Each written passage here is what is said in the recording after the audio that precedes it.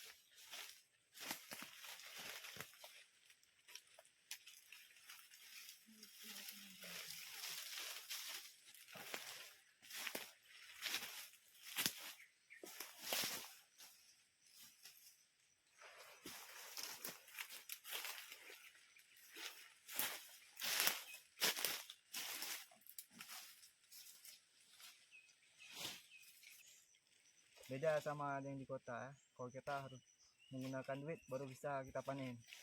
Kalau di hutan model panen terus, nggak usah pakai duit.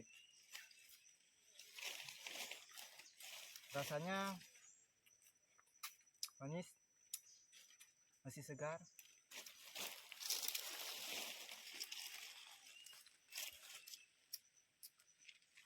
Ini hasil petik sendiri ya teman-teman.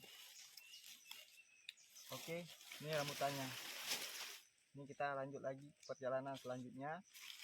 Kita untuk hari ini kita makan rambutan di hutan. Semoga video kami bermanfaat dan terhibur. Terima kasih. Sampai jumpa kembali. Assalamualaikum.